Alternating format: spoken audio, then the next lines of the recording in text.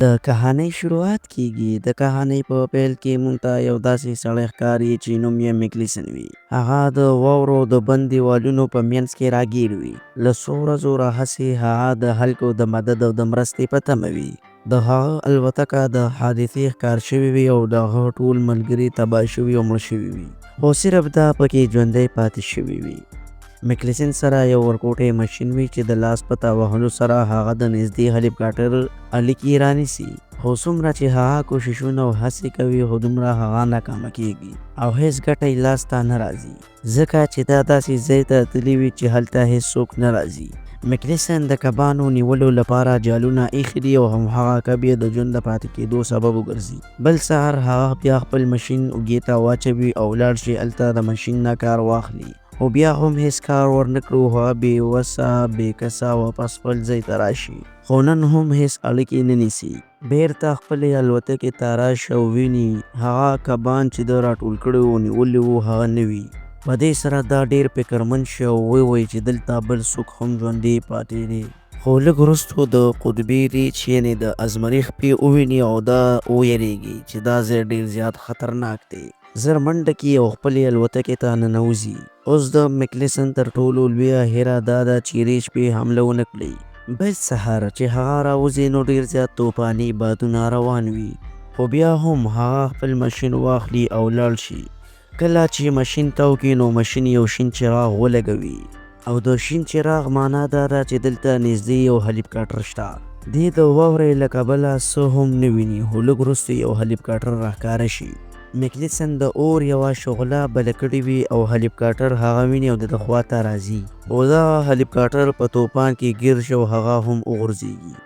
میکلیسن منډه کوي او ورسیږي نو ګوري پایلټ مړ شوی وي، خو په هغه کې یوه جینۍ هم وي چې ډېره سخته ګیر شوې او د دروازې د ماتولو کوشش کوي، خو هغه دروازه نشي ماتولی. او چې څو میکلیسن ورسیږي نو هغه دروازه ماته کړي او هغه ځان سره راوباسي او هغه یې په سختۍ سره ونیسي او خپلې الوتکې ته یې راوړي. او دغه جینۍ خو هم بې هوشه وي او لږ ساعت وروسته دغه جینۍ په هوش کې راشي.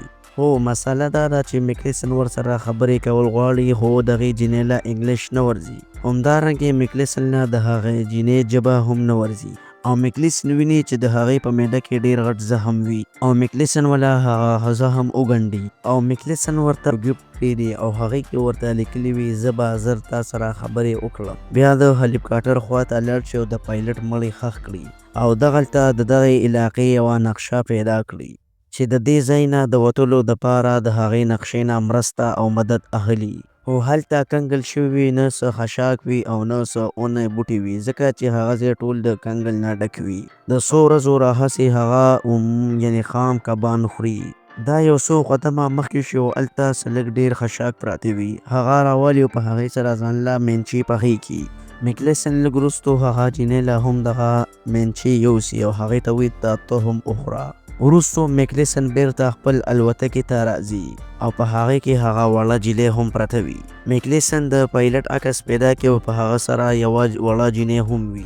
میکلیسن په دې پوهه شي چې دا یو کورنۍ وه، خو پایلټ د الوتکه ډېره راتیزه کړي او الوتکه د قابو نه بار شي. الوتکه پریوځي او پایلټ مړ شي او میکلیسن د دې خبرې له امله ډېر زیات غمجن شي. هغه ټول سامان راخلي او واپس خپلې الوتکې ته راځي. کله چې هغه د کب جال ته ورشي نو په جال کې یو ډېر لوی کب پروت وي. میکلیسن هغه راواخلي او بیرته خپل الوتکې ته راشي. دې بخارۍ یعنې اور ولګوي او دغه مینچې او کب پوخ کړي. په حقیقت کې هغه له 6 میاشتو راهیسې دلته بند پاتې دی او د 6 میاشتو وروسته دا د ده لومړی ځل دی چې دا پخه شوې روټۍ وخوري. هغه دغې جینۍ سره هم دغه خواړه شریکوي. وروسته میکلیسن دغه نقشه ګوري. د نقشې په کتلو سره هغه پوه شي چې له دې ځای نه 40 کیلومتره اخوا یو داسې ځای دی چې په هغه ځای باندې هلیکاپټر یې ځي راځي، ځکه چې هغه هڅه کوي چې دغه جینۍ د دې ځای نه وباسي، ځکه چې یو میاشت وروسته به بیا واورې شروع کېږي او موسم به ډېر زیات یخ شي او د دغه ځای یخنۍ څه -0 نه وي، -40 او -50 درجو ته رسیږي او په دومره یخنۍ کې هیڅ انسان هم ژوندی نه پاتې کېږي. میکلیسن د خپل ځان او د دغې جینۍ د وتلو دپاره بندوبست یعنې منصوبه جوړه کړې. او میکلیسن ډیر زیات کبان راونیسي او په خپله الوتکه کې کیږدي او هلته څه لیکل وکړي. موږ دلته ژوندي یو خو اوس د شمال په لور روانیږو. میکلیسن دغه جینۍ باندې یوه زړه کمبل واچوي او هغه دغه جینۍ کشوي او ورو ورو مخ په وړاندې ځي. دی په خپله ډیر کمزوري شوی وي نو د کمزورۍ له کبله هغه ډیر ورو ورو روان وي. خو یو څو ساعته وروستو هغه نقشه وګوري، پوهیږي چې دا موږ کوم ځای ته روان یو سم 5 کیلومتره مزل پاتې دی. میکلیسن ډیر کمزوري وي او تر ټولو لویه خطره د قطبي ریچانو ده چې په دې سیمه کې ډیر زیات ګرځي. ټوله ورځ دغه جینۍ کشوي او شپه پرې راشي. د شپې یخ ډیر زیات شي نو هغه باید ځان لپاره پناه پیدا کړي. دی په واوره کې یو سوري وکړي او وړه شان خیمه جوړه کړي. جینۍ دننه ورشي او په هغې کې خواړه پخوي او ټوله شپه په همدغه خیمه کې تیره کړي. بل سهار میکلیسن خپل سفري سامان راواخلي. هو میکلیسن ډیر زیات ستړی خو مخکې یو ډیره لویه ډیرۍ یعنې کمر راشي. هغه میکلیسن په خپله ورختي شي خو دغه جینۍ پورته کول ډیر زیات سخت وي. خو میکلیسن نقشه وګوري چې چېرته بله لاره به وي خو نه، خو اتفاقا یو بله لاره وي خو هغه ډیره زیاته اوږده وي چې 5 ورځې زیات سفر به کوي. خو مسله دا ده چې میکلیسن دې سره دومره د خوراک توکي نه وي خو دا هڅه کوي چې دغه جینۍ هم په دغه کمر یعنې په دغه ډیرۍ وروخیږو. لومړی په خپله پورته شي او جینۍ ته یوه رسۍ راوغورځوي خو رسۍ چې جینۍ ونیسي نو د لاس نه خطا شي او جینۍ لاندې پرېوځي. میکلیسن پوهه شي چې دا کار ناممکن دی نو خو میکلیسن ټول سامان ښکته راګوزار کړي او پرېکړه وکړي چې په اوږده لار راتاویږو. خو جینۍ ډیره زیاته خوږ شوې وي او د هغې روغتیا یو تر بلې ورځې خرابیږي. میکلیسن ټوله ورځ روان وي او دغه جینۍ ځان سره راکاږي. د شپې دپاره هم خو خوندي ځای پیدا کړي ځکه چې په علاقه کې قطبي ریچونه ګرځي. د 2 کمرونو په منځ کې دوی یو تونل پیدا کړي. پوهیږي چې دا د قطبي ریچ جاله ده خو بختور دا وي چې دننه پکې ریچ نه وي. جینۍ دننه ورشي او هلته خواړه پخول شروع کړي خو د خوراک وروستو د قطبي ریچ اوازونه واوري او ریچ هڅه کوي چې دننه راشي. میکلیسن په سختۍ سره اور لګوي او بهر یې غورځوي او ریچ ویریږي او تښتي. میکلیسن ټوله شپه په ویره کې تیروي.